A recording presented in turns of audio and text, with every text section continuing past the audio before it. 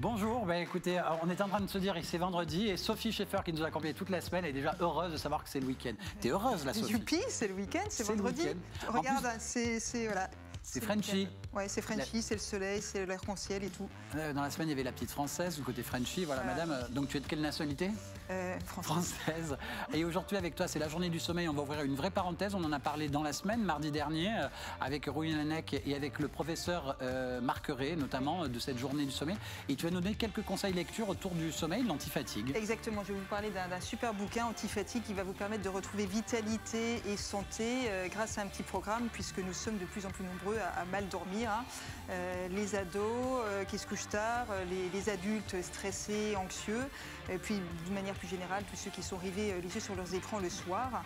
Donc voilà, des petites astuces pour mieux dormir. Voilà, des astuces pour mieux dormir. Toi aussi, tu pourras me raconter des histoires pour m'endormir. Bah oui, pourquoi pas. Tu es doué pour faire dormir les gens, non? Comme non, tous les avocats. Non. Mais toi, au contraire, aujourd'hui, Fred, tu nous seras aussi utile parce que tu vas pouvoir nous apporter un regard un peu de juriste face à la législation, à la loi et à certaines questions qu'on va pouvoir se poser avec un bouquin pourtant.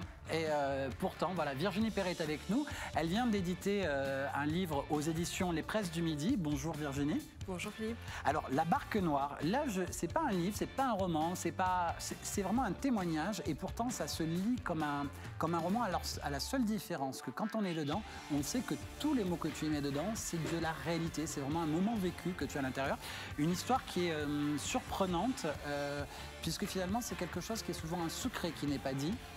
C'est souvent quelque chose qui n'est pas vu aussi des fois par les parents, ou alors c'est des choses qui effraient. En tout cas, on va parler avec toi d'inceste, mais d'inceste non pas de parents à enfants, mais de ton frère avec toi durant quasiment 10 ans, de l'âge de tes 5 ans jusqu'à tes 15 ans.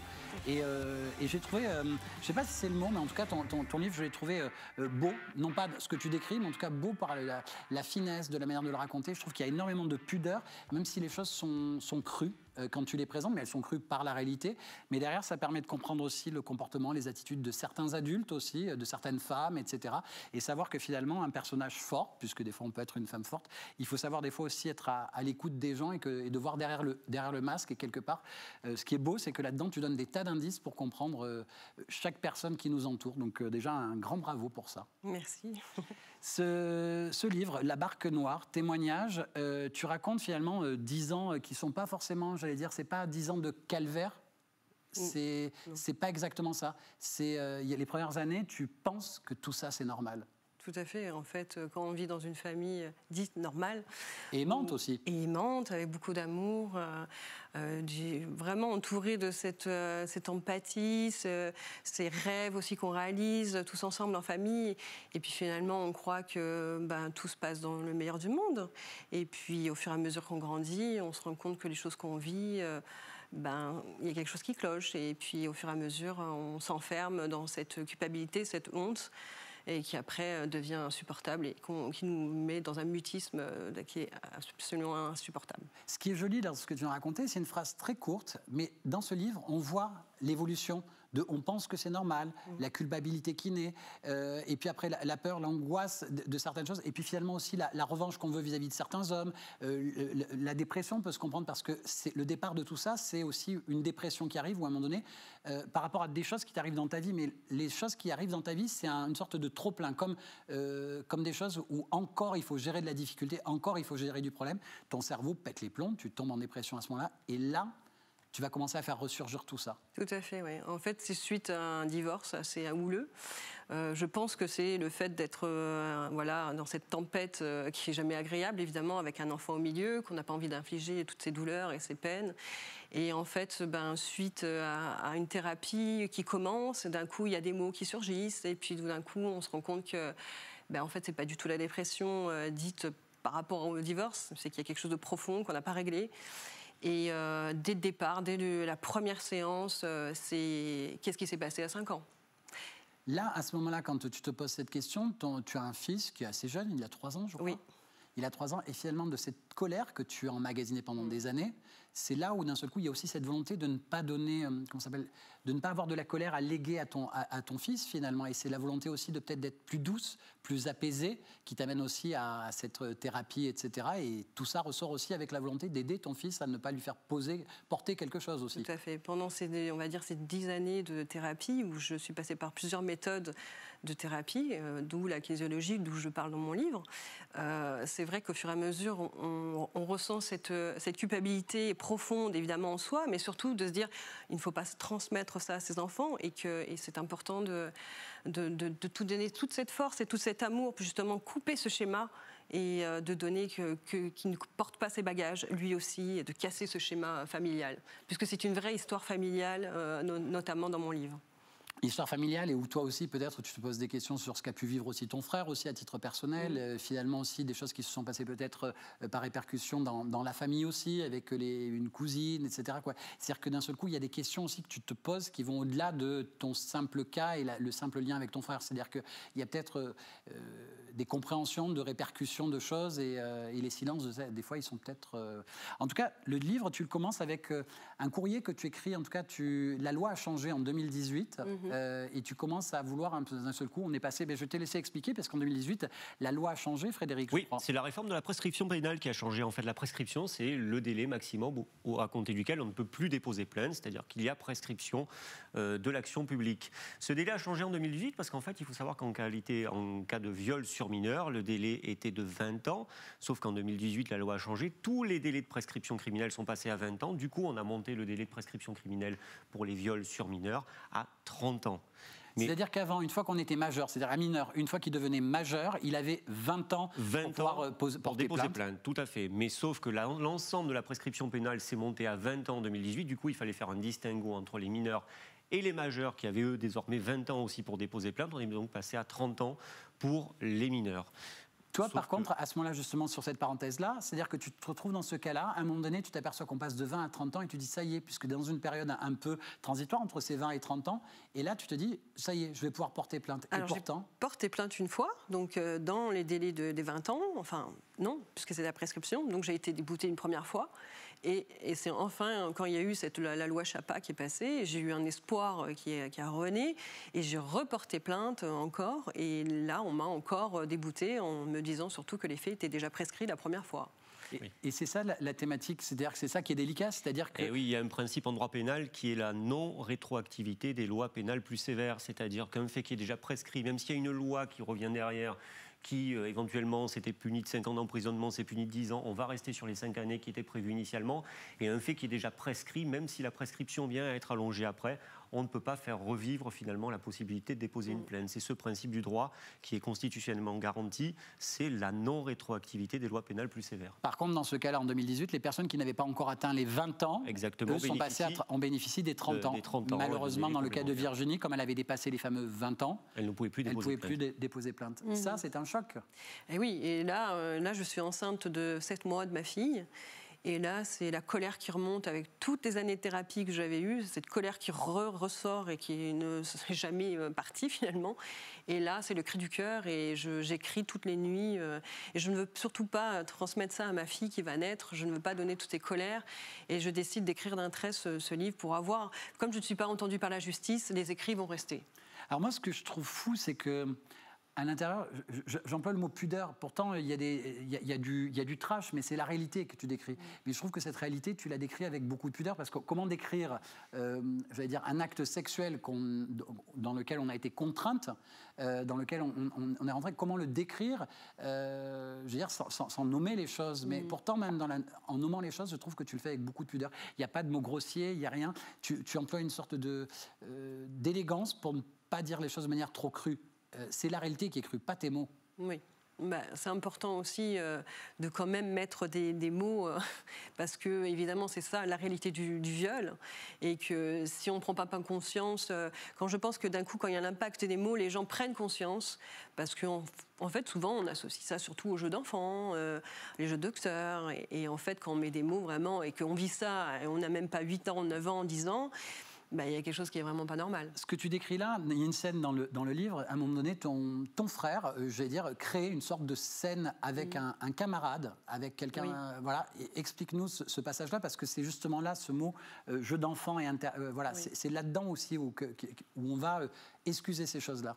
Mon frère a été très fort dans la manipulation, en fait. Donc, il essayait de créer une atmosphère où les choses étaient dites normales. Et je me retrouvais nue avec un garçon de mon âge. À peu près une dizaine d'années à ce moment-là. Voilà, à ce moment-là, voilà. Et que lui, il a son regard soi-disant bienveillant pour un jeu, et ce qui n'est pas le cas du tout. Donc là, évidemment, ce sont on va dire des actes comme ça qui sont... Là, c'est un ami de la famille, en tout cas un enfant des amis de la famille. Et là, la mère de ce garçon rentre et voit ce qui se passe. Oui. Et là, à ce moment-là, évidemment, elle gronde, entre guillemets, des enfants. J'allais dire, elle gronde les deux acteurs principaux que l'on voit, c'est-à-dire toi et ce garçon, pas le spectateur qui est là, qui a créé la scène, et jamais une question ne sera posée en croyant qu'il a joué la manipulation. Le fait, moi aussi, j'ai découvert, quoi. Parce qu'en fait, depuis que je suis toute petite, donc il a juste 6 ans de plus que moi, il y a une forme d'emprise et une forme de domination et de... On va dire qu'on adule son grand frère et qu'on pense que ce qu'on vit, c'est normal. Et que ça se passe comme ça dans les autres familles. Donc du coup, on se laisse faire, on fait les choses, surtout quand on a une dizaine d'années. Une dizaine d'années, c'est tellement jeune, on ne peut pas comprendre. Mais là, c'est-à-dire que ce qui est intéressant dans ce livre et dans ce témoignage, je dis livre parce que ce n'est pas livre, c'est vraiment témoignage, même si c'est écrit comme un livre. C'est un témoignage. C'est-à-dire que ce moment-là que tu bascules, c'est-à-dire que cette interprétation des adultes en disant « bon, c'est des gamins, c'est des jeux de gosses, etc. » Bon, voilà quoi. Et finalement, à ce moment-là, tu attendais peut-être qu'il y a des gens qui ont vu des choses, mais en croyant toujours pareil, jeux d'enfants, etc. Des gens ont fermé les yeux. C'est-à-dire qu'il y a eu, quand on regarde, on se dit mince, mais il y avait tellement d'indices. Tout à fait. Tellement d'indices. Et je trouve que c'est intéressant aussi pour ça, c'est-à-dire pour les parents, peut-être de lire ce genre de choses, mais la violence que tu as subie, elle peut peut-être s'élargir à toutes les violences qu'on peut vivre enfant. Exactement. Et finalement, tu aides aussi ces personnes-là à savoir aussi mettre des mots sur les actes qu'on subit. Ça ne concerne pas que l'inceste. Non, c'est toute forme de violence, évidemment. Maltraitance, physique, verbale. Il y a toutes sortes de formes de violence, malheureusement. Et c'est vrai que cette emprise, elle est aussi commune à toutes ces maltraitances. Donc l'emprise est vraiment un véritable poison. Et c'est ce que j'explique dans mon livre, en fait. Cette emprise de bourreau-victime. Et que beaucoup de gens de l'extérieur ne comprennent pas ce phénomène qui nous terre dans ce mutisme et qu'on ne peut pas parler. Et il n'y a vraiment qu'à l'adolescence où je me suis retrouvée à voir un petit peu les cours de sciences naturelles, où j'ai dit « oulala, mais en fait... » Quand on te parle de sexualité, de voilà, reproduction. et là je me dis « mais il y a quelque chose de pas normal. Là. » Et là je dis « mais je vis ça avec mon frère, en fait. » Et là, c'est terrible, parce que là, c'est une prise de conscience, et là, on ne peut plus parler. Et on ne peut plus parler, on pourrait crier haut et fort à ses parents, même à son frère, mais non, on ne peut pas, c'est trop tard. C'est trop tard parce que tu as une forme de culpabilité qui est déjà là, qui s'est immiscée petit à petit. Et c'est ça aussi, ce témoignage, il aide à comprendre. Et voilà, tu aurais pu parler, non. Quand on voit comment ça se passe, c'est non, je ne peux pas. Par contre, ce qui est aussi intéressant là-dedans, c'est toi, adulte. La colère, finalement, on s'aperçoit qu'elle va... Elle va rester, cette colère, et celle que tu dis justement que tu as voulu évacuer, elle reste, mais d'un seul coup, dans le rapport avec les hommes aussi, c'est-à-dire qu'il y a plein de gens qui auraient pu t'aider, t'écouter dans des relations affectives, et pourtant personne t'entend et personne t'écoute. Non, en fait, je pense que même à l'âge adulte, ma culpabilité est dans mon corps et dans mes veines, et j'ai du mal à m'en dépêtrer. Et en fait, la façon dont on présente les choses, même si on dit que ce sont des jeux d'enfants, même nous, on n'y croit pas. On croit encore qu'on est coupable. Donc, on ne dit pas haut et fort qu'on a été victime et qu'on a été... on n'y arrive pas. Et c'est ça qui est compliqué, en fait, à faire exprimer aussi. Mais c'est que derrière aussi, cette colère amène une femme forte, amène aussi une manière d'être qui veut plus se faire avoir, entre guillemets, quoi. Donc, de ce tempérament fort, finalement, l'écoute des autres n'y est pas. C'est-à-dire qu'en un seul coup, tu vas raconter, finalement, c'est le masque de la femme forte qui est vu en premier. Qui prend le dessus, tout à fait, oui. Ben, même par rapport à ma famille, mes propres parents, en fait, qui ont pensé que je me sortais bien dans ma vie, que j'arrivais à assumer ma vie professionnelle, ma vie de maman, et ma vie aussi, parce que je suis artiste peintre, donc je vis plusieurs vies en même temps, donc je m'épanouis. Mais en fait, c'est justement cette dualité qui est ce fait justement de vouloir donner cette image de femme forte et qu'en fait, il y a des fêlures qui sont indéniables derrière. Et tu aurais attendu ce jour-là quand tu confiais ça à tes partenaires amoureux, parce que c'est ça aussi, il faut se dire que chacun d'entre nous peut avoir un rôle même dans une vie affective pour accompagner une personne victime d'inceste, de viol ou d'autres violences. C'est-à-dire qu'à ce moment-là, ne pas se contenter du masque de la personne forte en face, c'est-à-dire qu'il faut peut-être écouter, accompagner aussi. C'est-à-dire qu'il ne faut pas juste se dire, bon, elle se démerde très bien et basta. Tout à fait, oui. Mais je ne peux pas les blâmer parce que c'était ma façon d'être. Il y a vraiment qu'à l'âge allez, on va dire 35, 36 ans, donc c'est quand même bien longtemps après, où d'un coup je peux m'affirmer et me dire que là je peux parler et que je dis des mots sur des mots, mais c'était pas le cas avant, donc je peux pas les blâmer en fait. Non, mais c'est pas les blâmer à eux, c'est peut-être nous interpeller à tous, de savoir peut-être être plus à l'écoute et savoir que voilà, il faut peut-être faire attention aussi à ça. Et ce que je veux dire, c'est que ce livre nous aide aussi à être en veille sur tout et sur la compréhension, pareil, de ce côté insidieux. Je trouve ça très très pertinent. C'est donc La Barque Noire aux éditions Les Presses du Midi, une maison d'édition varoise. Et puis voilà, pour une fois, tu n'es pas la fille de quelqu'un. C'est pas une histoire, j'allais dire, peut-être médiatisée comme parce que c'est ça aussi le problème, c'est qu'on parle beaucoup des personnes, on va dire, qui permettent de voilà, qui ont un lien avec des personnalités connues, etc. Alors que vous êtes nombreux et nombreuses à vivre ce genre de choses et avec des choses à raconter intéressantes. En tout cas, je ne sais pas vous, mais moi, je suis épuisé. Donc une bonne nuit de sommeil, c'est Sophie qui va peut-être me proposer un anti-fatigue pour bien dormir. Je rappelle que tu t'occupes de la chronique santé et nutrition. Et cette semaine, aujourd'hui, journée internationale mondiale du sommeil. Mondiale, alors, je crois, carrément. Intersidérale. Voilà, intersidérale. Vous allez tous passer une bonne nuit à venir. Donc, je vais vous parler de cet ouvrage qui s'appelle Anti-fatigue, du professeur Pierre Philippe, qui nous propose un programme vraiment pour récupérer de la vitalité. Alors, son objectif premier, c'est vraiment de faire le lien entre la santé et le sommeil, puisque dans les années 80, on pensait vraiment que le sommeil était une fonction du cerveau pour le cerveau.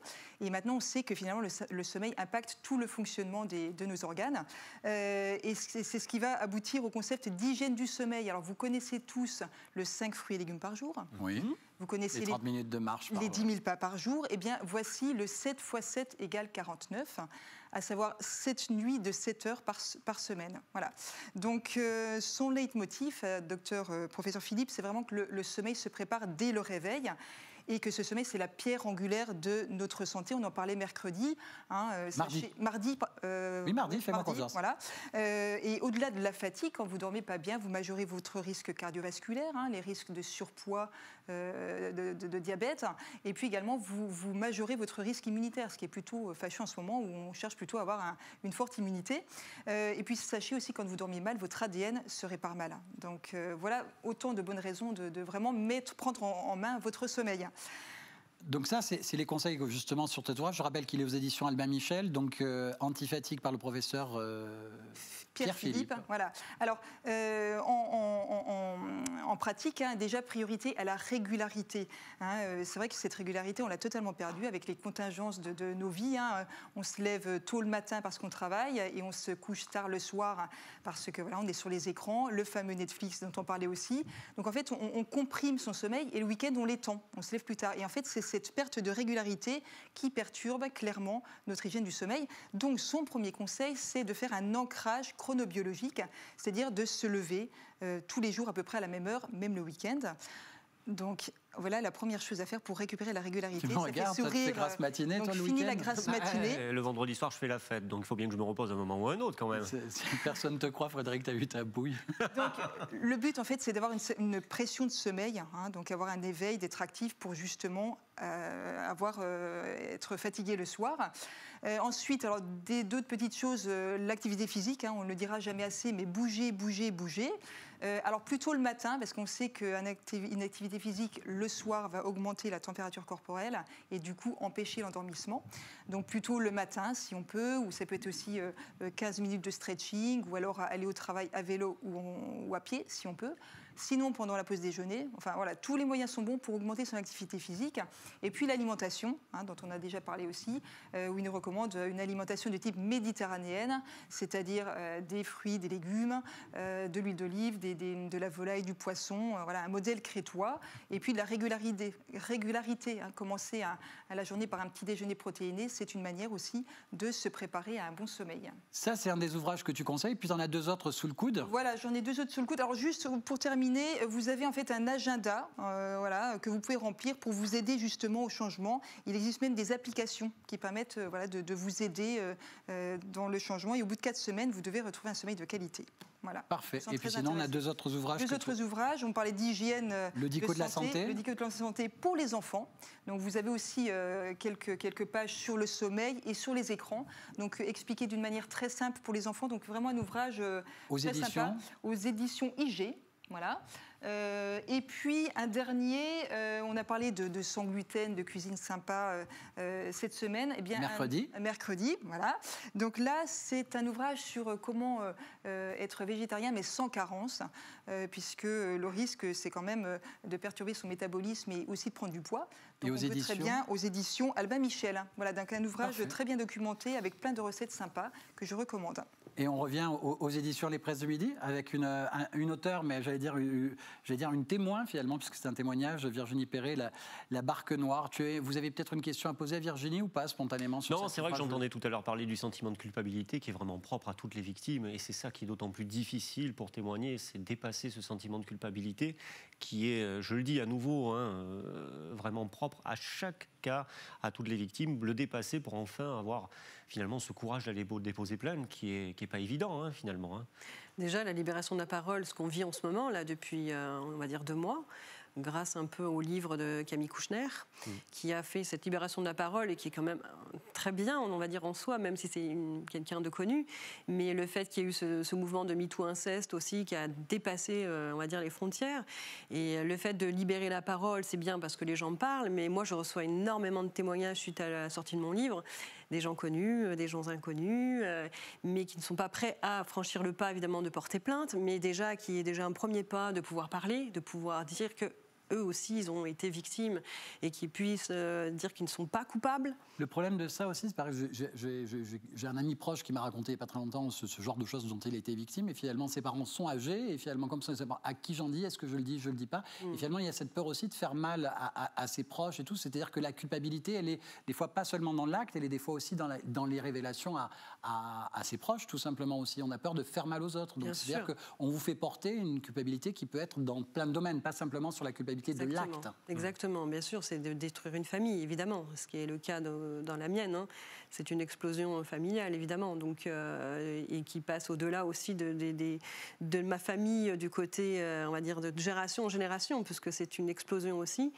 Et en fait, ce message aussi, c'est un message d'espoir, évidemment pour les victimes, mais un message aussi d'espoir, d'apaisement aussi pour la famille, pour justement que chacun prenne sa part de responsabilité, mais sa part aussi d'apaisement, puisque c'est aussi le but de mon livre, pour donner un peu cette sérénité, et que je peux surtout témoigner que voilà, on peut s'en sortir, et qu'évidemment on vit toujours avec, mais on le vit différemment. Et qu'on puisse en faire une force, puisque moi, ma force, c'est justement d'être dans le combat et d'être dans les écoles et de pouvoir faire de la prévention, justement, notamment avec... Mais la colère s'est transformée en combat. Tout à fait, oui. Maintenant, elle est devenue un véritable combat. Que finalement, que je pressentais, mais avec la sortie du livre et avec tous les témoignages de bienveillance que j'ai depuis 2 mois, même pas, c'est juste un élan incroyable et une force... C'est sans mots, c'est formidable. Mais sincèrement, je le conseille, je vais dire à chacun d'entre nous, ce livre pour cette manière dont on a de comprendre. Et finalement, on ouvre peut-être, laisser la parole à un témoignage, c'est-à-dire il n'y a rien de grossier, rien de vulgaire dans la manière de le faire, mais on voit cette petite fille de 5 ans, ce qu'elle vit à ce moment-là, et on voit qu'à 10 ans, les choses ont tellement évolué, parce que ce qui est pernicieux, c'est la montée en grade des choses. C'est-à-dire qu'au départ, c'est très soft, et la chose augmente de plus en plus, et puis au bout d'un moment, tu te réveilles, où là, tu vois ce qui se passe, et tu le disais, c'est aussi l'éducation sexuelle, finalement, quand on arrive à l'école, d'ouvrir, c'est-à-dire que finalement, ça fait prendre conscience qu'il faut aussi parler de sexualité avec les enfants et autres, et peut-être même très jeunes, Tout à fait. pour faire comprendre des choses qui peuvent se faire ou pas se faire. Tout à fait. Là, je suis entourée de pas mal de personnes, justement, où on est vraiment dans ce combat-là, pour faire les préventions dans les écoles, dans les clubs sportifs aussi, n'oublions pas, parce qu'il y a beaucoup de révélations en ce moment, comme on a pu voir. Partout, c'est partout. Et à savoir que quand même que dans une classe, on a quand même 2 victimes. Et les garçons et les filles sont victimes. C'est-à-dire qu'il n'y a pas que les filles qui sont victimes de ça aussi. Et à savoir que les enfants parlent. Donc cette libération de la parole est déjà bien aussi pour les victimes. Et les enfants qui sont tout petits, si on peut déjà les sauver, faire quelque chose à notre échelle, donc grâce avec l'association Les Papillons, où je suis bénévole, Les papillons, associationlespapillons.org. Oui, dirigé par Monsieur Laurent Boyer, qui est très actif sur tous les plans. Oui, tout à fait. Qui est très actif sur tous les plans, qui passe beaucoup de temps, et lui, victime et lui-même, justement, entre frères. Donc là aussi, ça veut bien dire que ça peut se passer aussi entre frères. Donc c'est un témoignage, et c'est au-delà, il en fait sa force, et on l'accompagne dans ce combat. En tout cas, c'est-à-dire que c'est savoir aussi peut-être éduquer les enfants, parler, ne pas avoir peur d'en parler, parce que c'est ce qui permet la libération d'eux. Et comme tu le disais aussi, voilà, ça impacte, j'allais dire, beaucoup de structures, qu'elles soient sportives, qu'elles soient religieuses, qu'elles soient familiales, et voilà, et puis même le mot inceste. Et on rappelle le mot inceste, finalement, il touche finalement tous les liens familiaux, on est d'accord? Tous les liens familiaux également, tantes, oncles, frères, sœurs, parents, tout à fait. Et beaux-parents aussi ou pas? On le met dedans? Oui. Et beaux-parents, oui, on le mettrait aussi dedans, en effet, également. C'est un lien d'autorité aussi. Voilà. Et puis voilà. Ben, merci à tous les deux. Merci pour l'antifatigue. Ça y est, vous êtes prêts pour le week-end tous les deux? Moi, ça y est, j'ai pris mon oreiller. C'est parfait. Ça, mon petit plat sans gluten et le régime végétarien. Et pas de grasse matinée demain matin. Et tu as raison. Et toi, tu dors demain matin ou t'es grasse mat ou pas? Ah ben non, j'ai un bébé, je peux pas. Ouais, voilà. Bon, mais moi, les enfants, je dors alors demain matin. Voilà. Merci Virginie beaucoup pour ce témoignage. Merci à tous. La Barque Noire aux éditions Les Presses du Midi. Merci à toute notre équipe. Très bonne semaine et très bon week-end à tous. Gros bisous.